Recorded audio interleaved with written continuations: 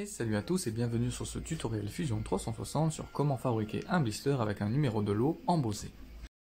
Nous allons donc commencer par une nouvelle esquisse avec un rectangle par le centre à partir de l'origine et nous allons construire notre rectangle de 50 par 100 mm. Directement dans l'esquisse, nous allons commencer par faire les congés de 5 mm sur les 4 coins de notre rectangle. Cette action peut être directement faite après extrusion avec l'outil congé, mais nous allons faire directement ici. Le blister à moi, c'est du PVC de 300 microns, donc je vais extruder l'épaisseur de celui-ci à 0,3 mm. Dans le navigateur, nous allons afficher nos origines afin de savoir où est-ce que part l'origine de mon blister. Je vais créer une nouvelle esquisse sur mon plan YZ. Une fois fait, je viens cliquer sur OK et je viens cacher le corps déjà existant de mon blister. Je viens dessiner la première partie de mon blister, donc je viens déterminer une première forme que je vais venir coter par la suite. Je vais décider de faire une profondeur de 3,5 mm. Je vais lui faire une largeur de 2,5 mm, ce qui correspondra à 5 mm au total après symétrie. Une fois les cotations terminées, je viens compléter mon esquisse afin que celle-ci devienne bleue. Donc je viens relier toutes mes lignes comme ceci. Je vais créer un congé de 1,45 mm entre cette ligne et cette ligne. Avec l'outil symétrie, je viens sélectionner le contour de mes lignes précédemment tracées. Je viens sélectionner ma ligne d'axe de symétrie avec celle du milieu et je viens appuyer sur OK. Je vais ensuite sélectionner mes deux faces et je vais venir l'extruder à une valeur de 5 mm. Avant de continuer plus loin, je sélectionne cette face, je viens cliquer sur plan milieu et je sélectionne l'autre face pour que Fusion 360 me dessine une ligne de construction au milieu sur laquelle je pourrais me référer pour une prochaine symétrie. Je viens sélectionner cette face pour faire une esquisse et je viens tout simplement faire une ligne au milieu de celle-ci. Je vais ensuite faire une révolution et je viens me servir comme axe ma ligne précédemment faite.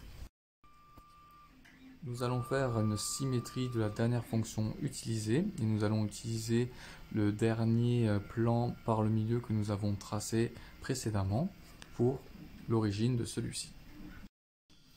Nous allons réafficher tous nos corps et nous allons déplacer le petit blister que nous avons créé par rapport à la carte. Donc la disposition de celui-ci dépendra bien évidemment de votre produit, à vous, c'est personnel. Pour ma part, je vais faire une disposition de 3 par 5. Je vais commencer par placer ma première alvéole ou blister. Je vais ensuite faire CTRL-C et CTRL-V pour pouvoir les placer les deux dernières. Une fois que nous avons positionné nos alvéoles avec la fonction copier-coller, nous allons tout simplement aller dans réseau rectangulaire et nous allons choisir l'axe des X.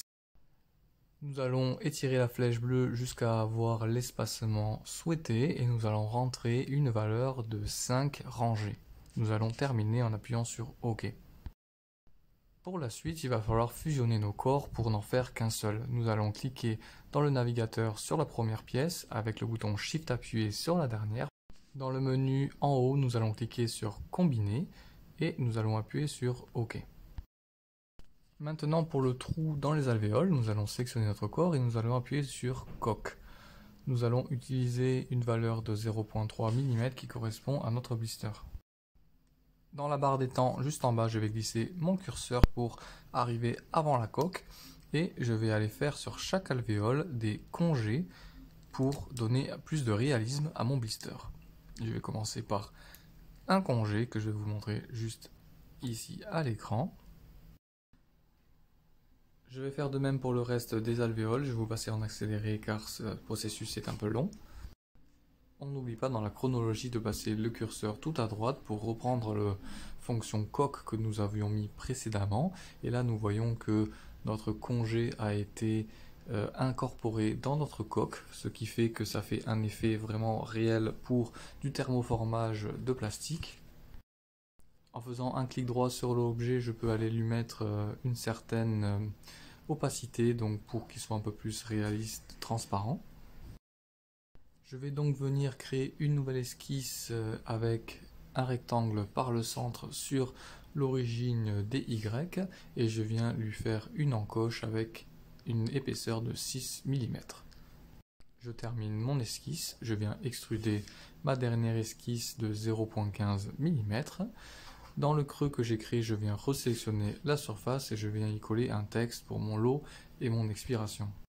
Je viens bien évidemment l'ajuster par rapport à l'esquisse que j'ai créée précédemment, donc pour s'il s'agit de la taille et du placement, je vais mettre un placement centré.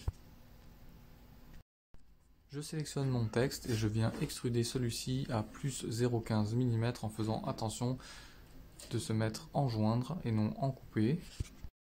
À partir d'ici, notre blister est complet. Ce tutoriel touche à sa fin. Si vous voulez m'aider à continuer sur cette chaîne, likez la vidéo et abonnez-vous à ma chaîne, ça me fera vraiment plaisir. Je vous souhaite une bonne journée, merci et à plus, bye.